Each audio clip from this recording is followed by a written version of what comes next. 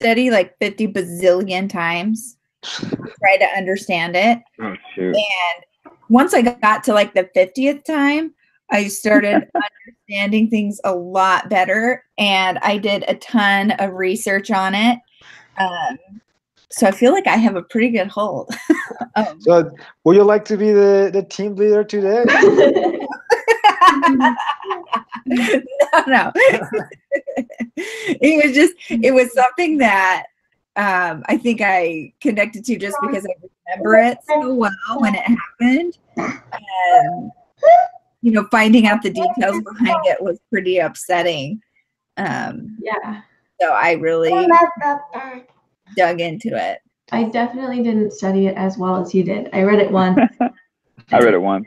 All right, rub it in, guys. Barely. No, Barely once. you're the one that's rubbed it in that you've studied so well. I spent so much time because it was so hard to understand. There were so many people involved and so much going on, and this person, that person, this team and that team, and you're like, what the heck? So I got it all ironed out in my head. I pretty much just understand the basics of what happened and don't really know who the people are and what the groups are. I'll tell you all about them, jerks. So, Patricia, with your PhD in this study case, what do you think was the main issue with the whole situation? So I had a really hard time formulating my thoughts into writing the case study. So I came down to that it was, you know, culture, communication, and confusion of who to talk to, but really, you know, the further I studied it, it really just boiled down to culture because they were allowing acceptable risk that should not have been acceptable. And he's busy. And they the engineers couldn't speak up because no one would listen to them. And it was said several times, and in many other places that I read, it was said how they couldn't speak up. And it was a culture of, you know, prove to me that there's something wrong. But the way that they wanted proof was impossible to find. So they weren't even following the scientific method at that point, which it's NASA. That's what they're all about. So really it came down to culture and people not being able to say, you know, what the problem was and being able to explore it further. And they didn't have support. I could keep going if you want. You will tell us maybe more details. I was so mad. Later. I think that this the Columbia accident is an extension of the Challenger accident because the culture didn't change enough between the Challenger accident and the Columbia accident. The Challenger accident essentially was the same thing. The engineers said, this isn't safe to launch. The O-rings aren't going to seal. And management was like, well, we don't care. Launch it. And then again, with the Columbia, the engineers said, hey, we think that there's some damage to the wing. And management was like, well, it seems like a lot of work to point the satellites at the wing, so we're just going to bring it all in. Yeah. You know, and it's sad because 14 people lost their lives because of the culture, because of the unwillingness to use the resources that they had available, because they were so worried about budget and timelines. Right. People's lives were at stake. That's completely actually some of the questions and some of the analysis we have to do for this week ask us to ponder a little bit about how that situation can reply in also families. So do you think sometimes we don't hear the whole people in our family and take straight decisions without taking their advice into consideration? Like taking advice in our families if we don't. Yeah, like You mean like when I was 18 years old and got married like a crazy lady? Then maybe I should have listened. yeah, I don't know. It's like sometimes in our family we take decisions without consulting with the other members of our family what would be best. Especially, I don't know, guys, if you have little siblings, or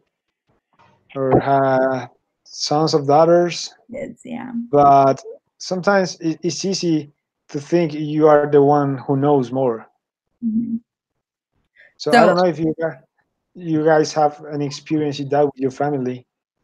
I was thinking when you said that my daughter popped into my head because she's 7, but she is very emotionally intelligent and she can kind of tell you what her thoughts and feelings are. And I feel like there's been many times where I discount or just don't listen to what she's saying. But then when I take the time to stop and listen, a problem can be solved because I can understand what's going on through her head and, what would be best for her.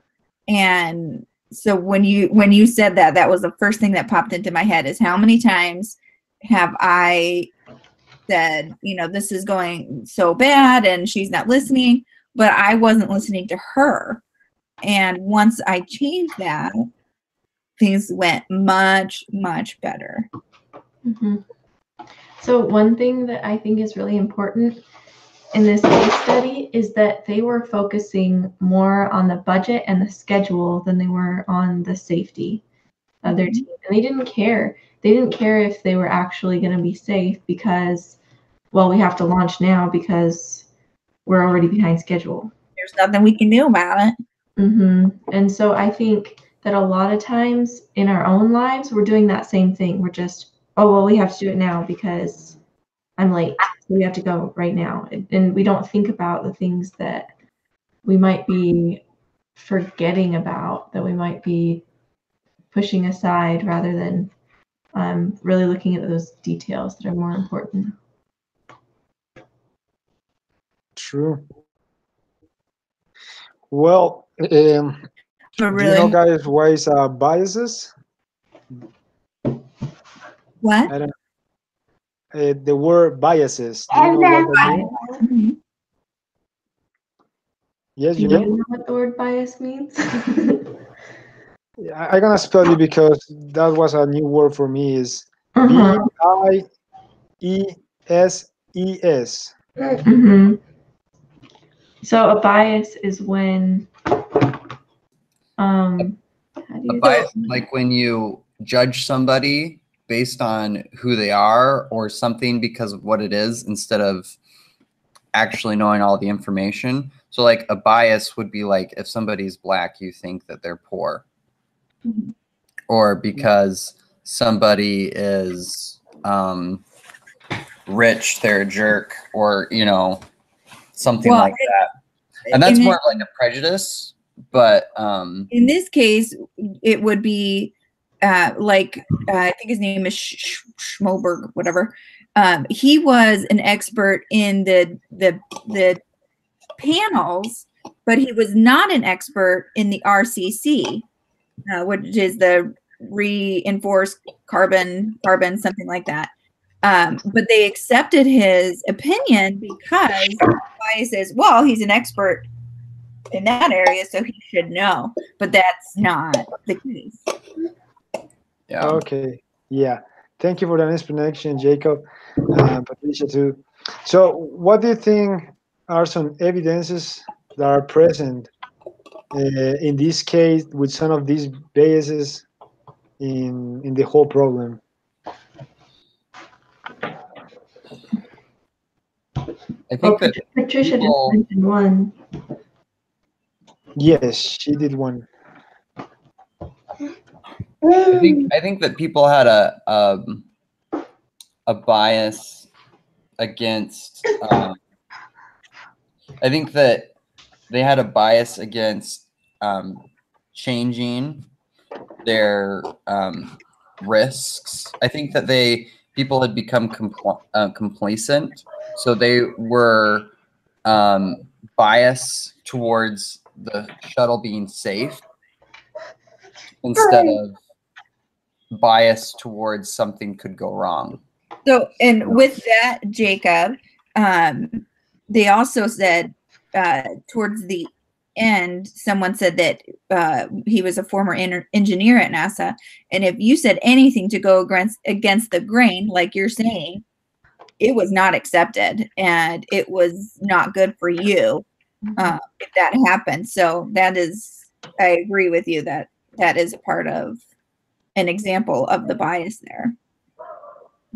I think they also had a bias against the engineers in general, because it's like the higher management just made all the decisions and they didn't really listen to what the engineers had to say. Mm-hmm. That's true. Another thing that when I was reading, you know, Linda Ham really took the fall for what happened, but it wasn't her fault that was the way the culture was at NASA. It had, you know, like Jacob had pointed out, that it had started in 1986. Before that, with the Challenger, you know, ignoring those risks. So she took the fall, but it really was a part of the culture already. So do you think the problem with the Columbia started before? Yes. Yeah, I think it started with the Challenger, or it could even go before that. It would probably be even before the Challenger, but you know, that's the first evidence base that we have. Maybe do you know something about the story of the NASA? And maybe try to think, why is the culture of the NASA going that way? Because I think they have the resources, the monetary resources to do almost whatever they want. I'm going to have a really hard time, so you guys can just tell me to shut up, because I'm going to tell you all the things. Please. Because NASA give us your insights. NASA was literally started by the government, and the government is bureaucratic. So that's the way the government runs, but you can't run science the same way. Those are two different things. So I think that that's where that influence probably began, because that's where government is, and how government is run is very bureaucratic and confusing. And so when, you know, they are in charge and started NASA, that's probably where it began and spilled over from the very beginning. And, you know, then one thing that I read was Linda Ham had wanted to be an astronaut, but she was denied because of some eyesight problems. So then her next, you know, thing that she wants to do is climb up the ladder. And so she had that mindset of climbing the ladder instead of, you know, like, so she had like a government mindset of bureaucracy, as opposed to, you know, people's lives are at stake. It's not just about the resources. And, you know, if the shuttle was empty and no one was on it, that's, you know, another discussion. But there were lives of very intelligent people. Okay, and another thing. Okay, hold on. I'm sorry. So another thing was that this mission was really just a mission to pacify the government, because it wasn't as high level importance to NASA as the space shuttle, the space station was. And so they were doing this to kind of like check off a box, like, okay, we did it, government, and here you go. And so they probably were kind of like, we just we just want this to be over. Just hurry up, come back home, do it, blah, blah, blah. So it wasn't as high level of importance to NASA management. Okay, that's all. Thank you for those comments. Sincerely, like I told you, I just like almost scanned the document because it was so confusing for me.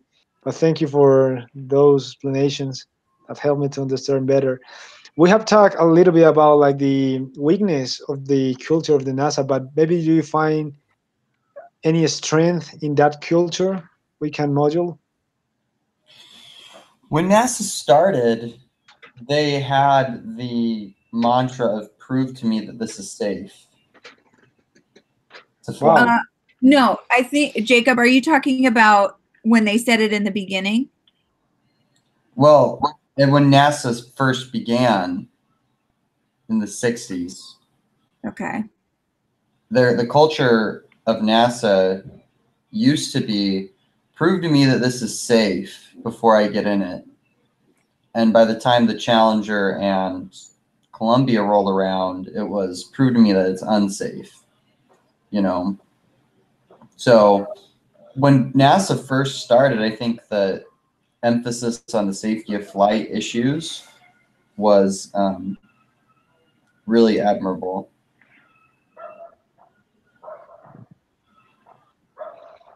I do like that they did reach out to other sources like Boeing, the Department of Defense. They did reach out to other sources to help collaborate on,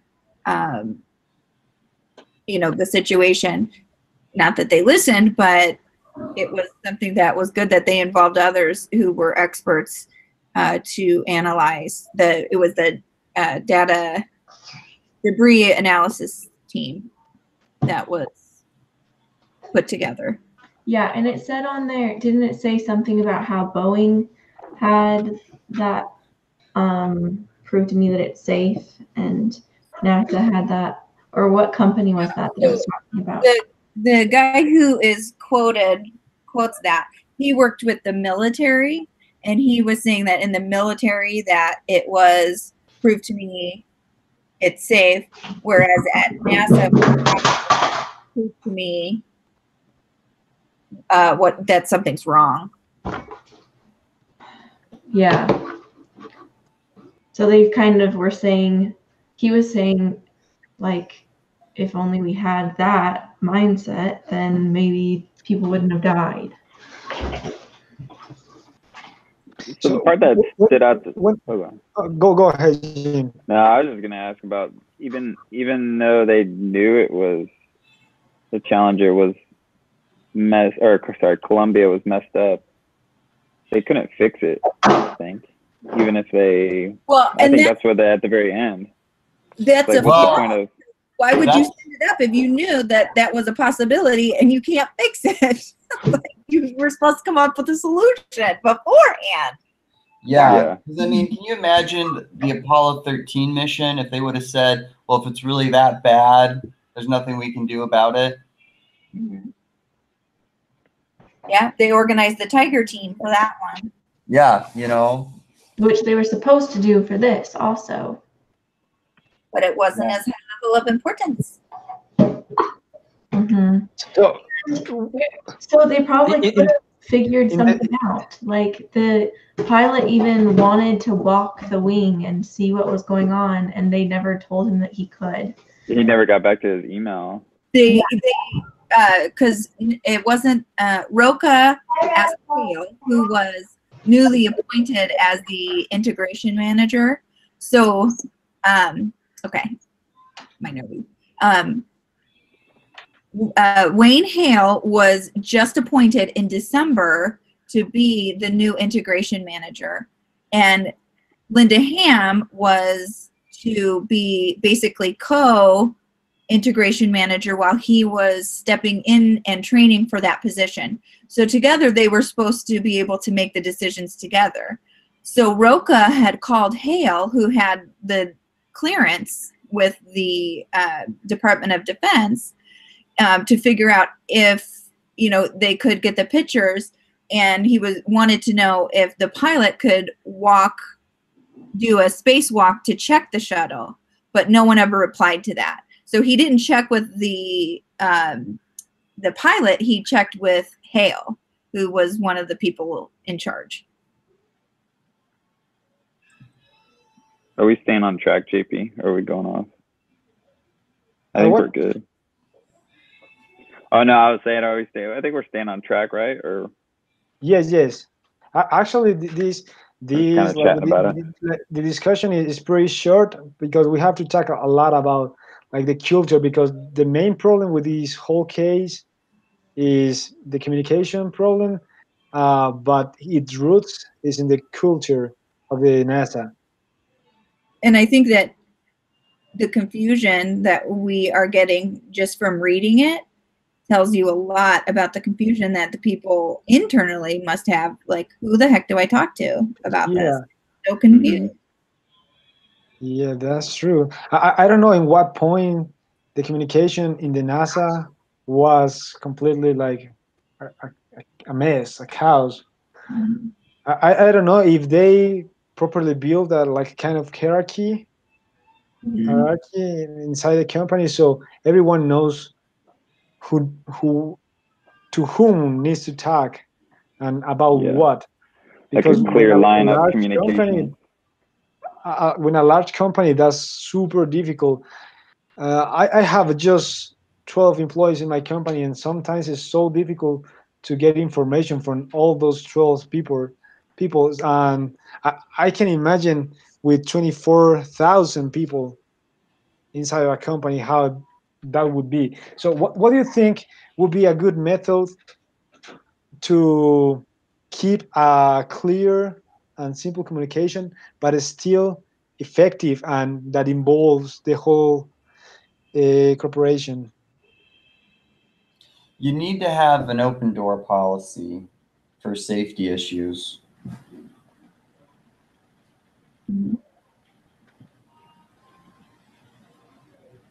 I feel like I've talked the whole time, so I don't want to chime in. Yeah. Oh, I feel like each group has to have somebody as a spokesperson, and they need to be responsible for that information to relay it onto the appropriate party to get that issue resolved quickly and efficiently. Right, and I think that spokesperson needs to be someone who knows what they're talking about. If it's a spokesperson for engineers, then that person needs to be an engineer. They need to actually understand. Oh my gosh, I'm sorry. He's fine. Yeah, well, I'm done.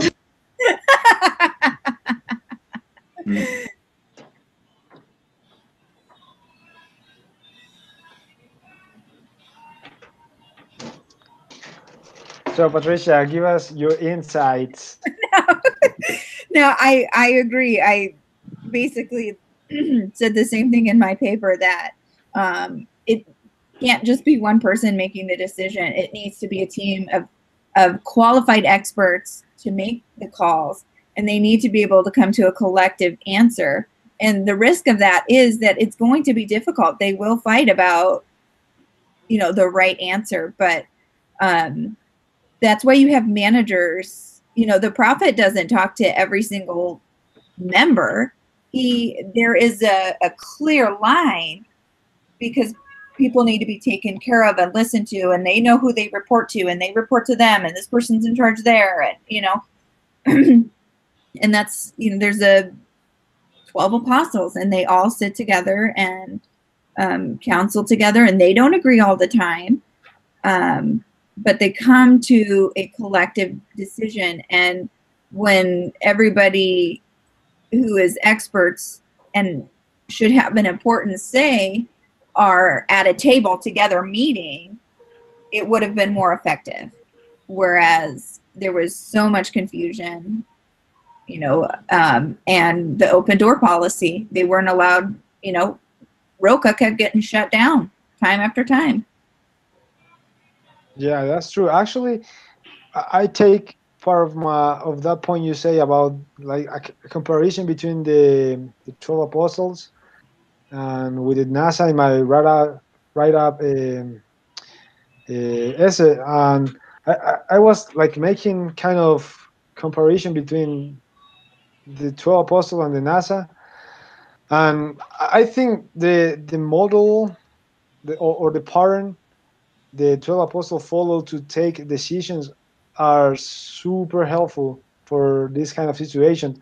But at the same time, I have a question, and maybe you can help me to understand better this, because with the Columbia you have kind of limited time to fix it, right? Mhm. And sometimes that kind of discussion with tons of people about what would be better takes time. Mhm. So what do you think would be the better like solution to improve the communication, but at the same time get a better result that could prevent the whole disaster? Well, I think that's exactly the issue that they had. They knew it was going to take too long to discuss it and to actually make the changes that they needed, and so they didn't. That's why people ended up dying. And but I think if they would have just discussed it in the first place and fixed the issue in the beginning when they knew that it was an issue and it wasn't as big of a deal, then they could have saved a lot of time in the turnaround and everything. I think if they had just caught it when it first started happening, then it wouldn't have been an issue in the future, and they could have saved time. If they didn't have the budget cuts and they had the proper equipment to record the takeoff, that they would see the debris hit. It took Hale 5 days to even do anything, that, you know, to get any information to the DAT team. But, you know, they're all spread out. They're, you know, some are in Washington and some are at JSC, and, you know, some are, you know, wherever in Houston. I'm not sure where they all are, Alabama. If they were all together, I mean, they knew this mission was happening. So if everybody came together at that time and discussed it right then, it would have saved time and headache and confusion. Do you have any thoughts, Jim? Yeah. Not really. I mean, just everybody. If everybody was, I agree with Patricia. Just if everybody was together to come up with a decision, and all the time they spent contemplating if it's dangerous or not, if they would have spent all that energy figuring out a solution to keep the astronauts alive, then Yeah, you know. a simple image would have solved the question. Yeah, and I also think the budget for the lenses and everything, maybe I'm just naive on how much those cameras and those lenses cost, but it seems like you'd want that to be a pretty important part to not cut. Mm-hmm. I thought the same exact thing. Like, why you cut budget on cameras who will help you to supervise the whole thing? Yeah, that's kind of like an important part of the mission, to see if they knew there was going to be damage to the space shuttle. Why did they cut the cameras when that's how they assessed the damage, and now they can't assess the damage and people died? Yeah. Mm-hmm. Yeah, that's true.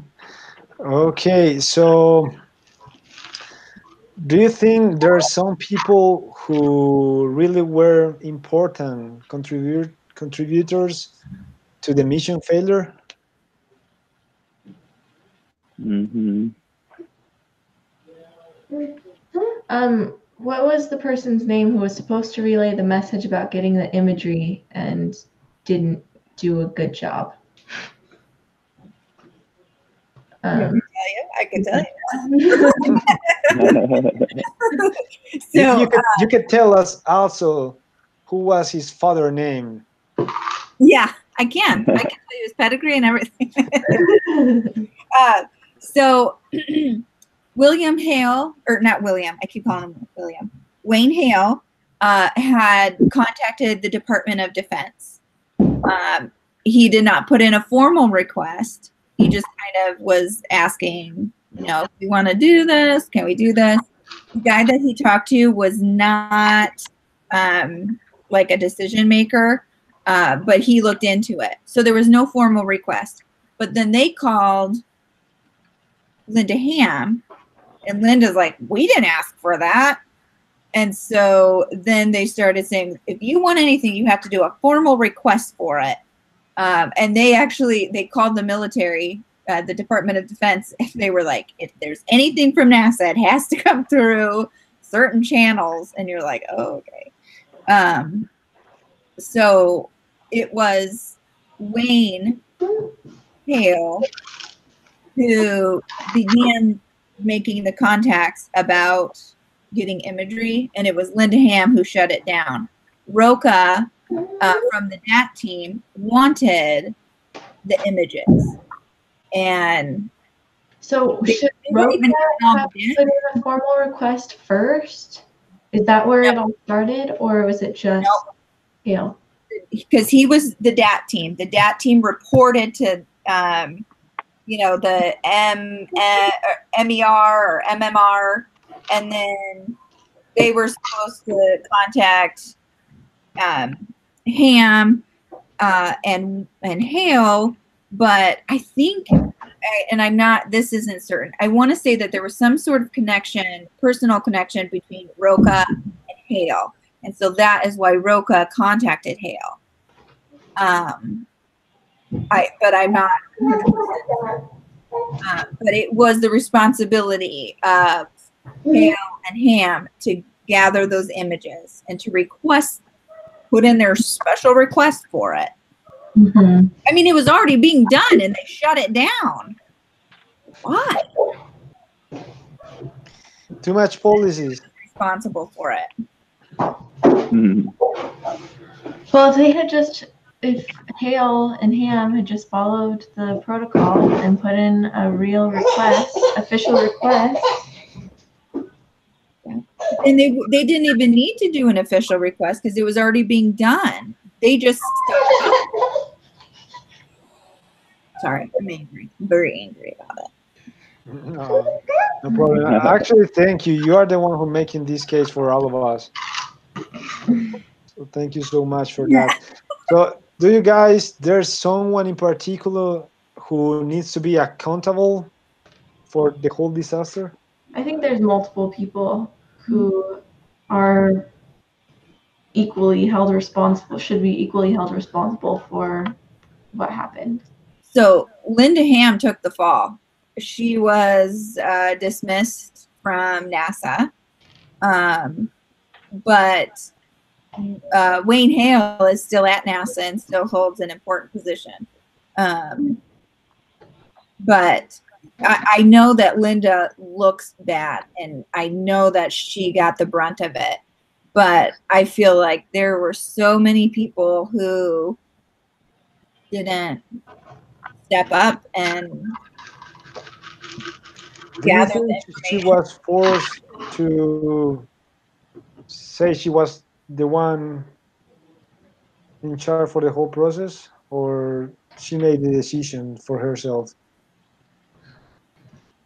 I want to know where the heck Hale was, because he was newly appointed and it was his position. She was supposed to just be over the program and basically just being a co-manager, but you only heard about her and her decisions, and she was the one who made the calls, like yes or no. So unfortunately it falls completely on her head, even though I think Wayne should have been held accountable as well. Yes, I think she was forced to say she was the responsible for the whole process, because as Madison said, there are some of people who were accountable for the whole process. There are some of failures through the whole process, but I think at the same time, when tons of people are accountable for something, no one is accountable. Mm-hmm. And Yeah, I think that's also one of the main problems with the NASA culture too. Yeah. I think she would have been the one who would have the power to change that culture, though, right? Or she would have had a big say in it. Yeah. Mhm. More than anyone else, right? I think somebody else that played an important role of this failing was Paul Shack. It seemed like he had something against Rodney Roca and constantly was turning him down and telling him no, to stop doing this, stop doing that. I thought that he was Pam's ally because they were in the same office. So it was like they were on the same team and they were against Roca. I agree with that. Yeah, I didn't like Paul. It seemed like he was impeding the efforts to bring them back safely. Mm-hmm. I agree. That's sad because that's a kind of corruption inside the government and also the organization, because you are putting your interest first than the life of several people in a operation like this.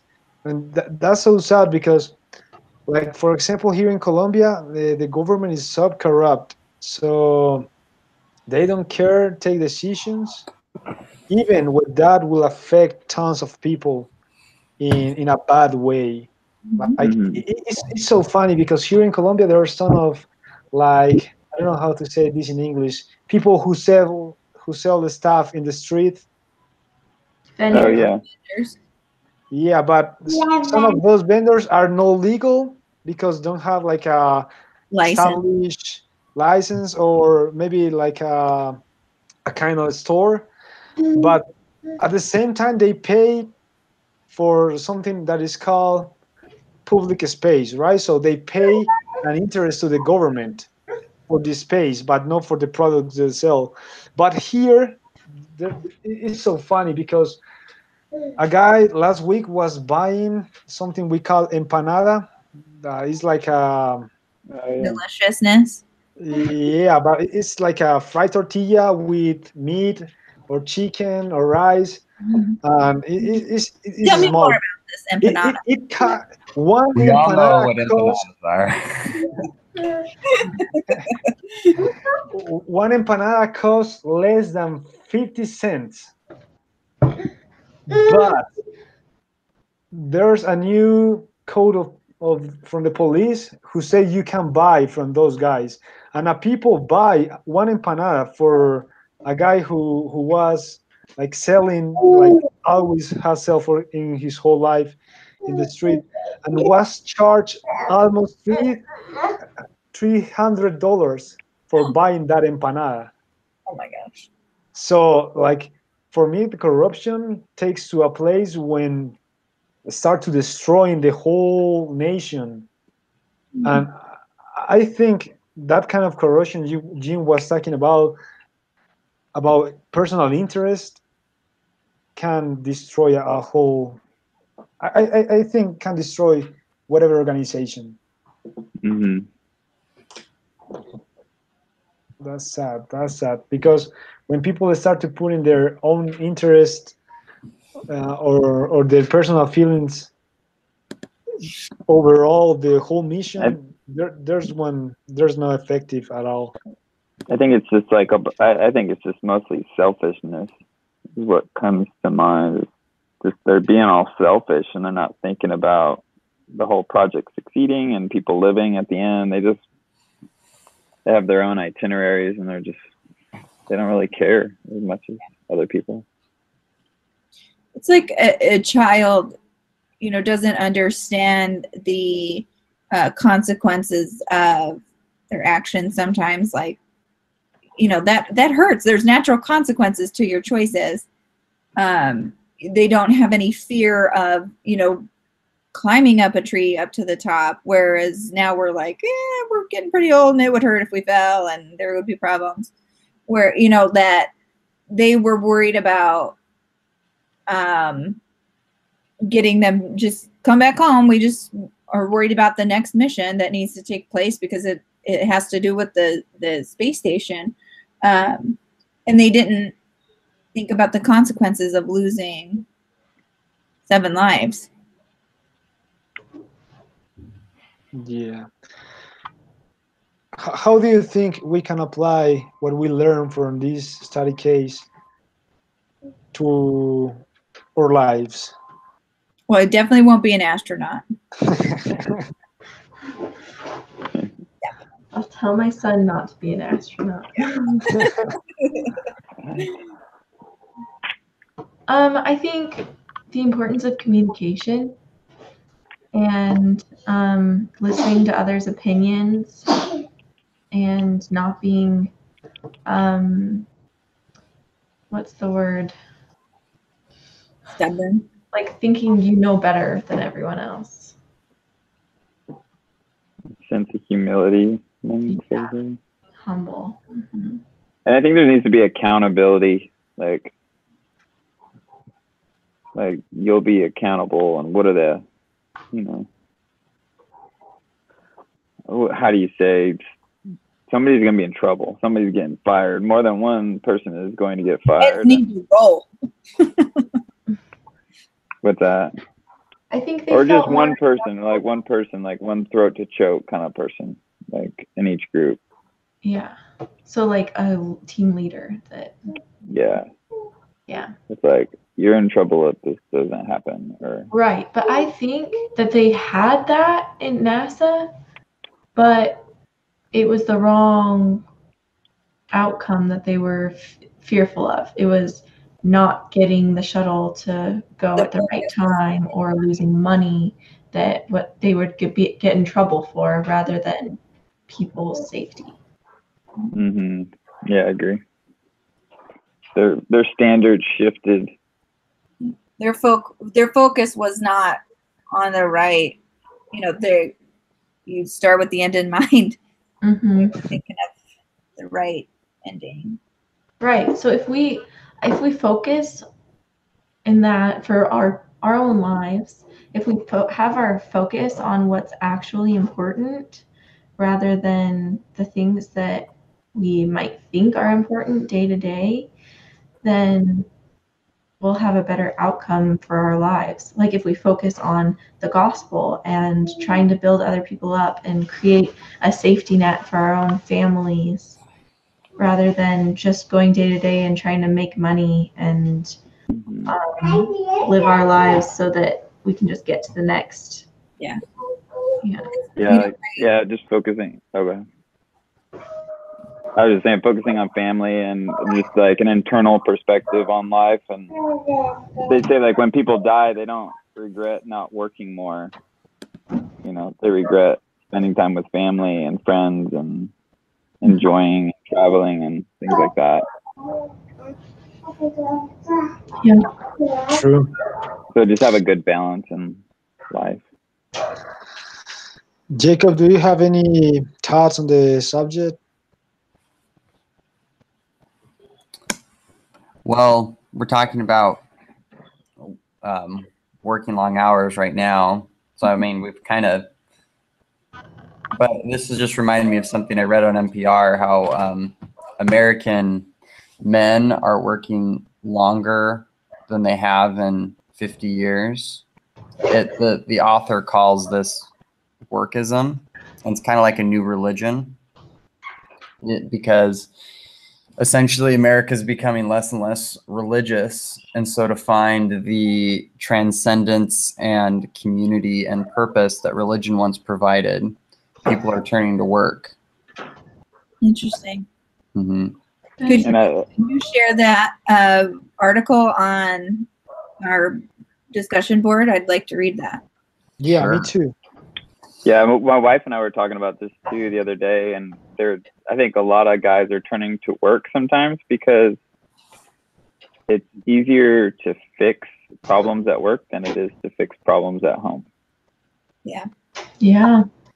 On a very personal level, right now, my husband, well, a couple months ago, my husband and I separated because it became a problem that was, he felt like the more I work, if I make money, then all of our problems will be solved. And it's, it's not the problem. The problem is, at home. And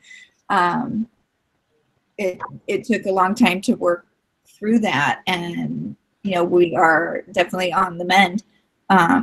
but you know, you lose the focus and you start focusing on things that aren't right, and you know, your life comes at a sacrifice. And this last week I have been thinking about it a lot because I've been really depressed and thinking about, you know, just all the things that I'm not getting done, and I'm always in the quadrant 1, and hard. And I thought, you know what's important is my kids, and unfortunately my relationship with them has sacrificed because I'm so busy taking care of all these fires, and it's not worth it. And it was funny because as soon as I was like, okay, I'm not enjoying life, I need to let that go, and start appreciating all that I have been able to get done and spend time with the kids. And once I made that mental shift, it's so funny how I had time for everything. All of a sudden there was time for so many things, because I wasn't so weighed down with, you know, oh, I gotta make sure all this is done. But it's like, if it gets done, great. If it's not worth the cost. You changed your paradigm. Yeah. Hey, Patricia. Changed your life. Yes. I'm wondering, do you work too? I don't. Okay. I was going to actually, I was looking for a job, and my family had an intervention, because, you know, we have 5 kids and I am the stay-at-home mom, and my sister's like, I couldn't pay someone to do what you do. You need to stay home. So anyway. So what is your husband? I'm sorry if these are personal questions. I'm at a crossroads right now where I'm deciding if I should continue working or if I should quit my job and let my wife just work. And so what does your husband do? My husband actually works from home. He does a lot of web design, computer nerd stuff. And so it's really nice because he's home a lot. But he is going to slowly start working for his master's towards it as well. But, you know, we don't make a lot of money, but it's enough right now. And we go for less so that I can stay home and be with the kids. You know, it outweighs the benefit of me having a job is, you know, yeah, we have more money, but I don't have time with kids and someone else is raising them. Mm-hmm. How old are your kids? Morgan will be 8 this year and Emmerich will be 3 in 2 weeks. And how old are your other 3? The other 3 are your sisters. Okay. So the other 3 are my nieces, yeah, and they are 17, 15, and 13. You got a full house. We got a full house, a bunch of girls. But, you know, it's funny because you think as they get older, oh, they won't require as much time. I promise you they require more time. Don't give me that bad news. Yeah. I'm always constantly busy and something is constantly coming up and this one needs a ride here and I got to take that one here and this one's sick and I need to go to the store for that one. And, you know, I'm constantly running around. Yeah. I think life is hard, but I think that's why the gospel is so important, because life can become crazy, especially with all those guys that Jacob was talking about, like people who really are telling the whole nation, like, you need to work 1,000 hours per week. Yeah, it's so hard because, you know, James put his heart and soul and worked his butt off, and it wasn't, you know, the means weren't whatever, you know what I'm saying? The ends weren't justifying the mean, or the means weren't justifying the ends. There you go. And, you know, I would be so much more happier in a little tiny apartment with my family being happy than in a big house but suffering because, you know, he's always busy and he's never there for the kids and I'm alone and I don't feel support and we're not a team. And, you know, it's a big decision to make. But, and also, I mean, I grew up really poor. So to me, I feel like I'm easily satisfied. So I don't feel like I require any grandeur. I just want stability and to be happy, and having stability and being with my family is what's most important to me. So Jacob, what do you and your wife do?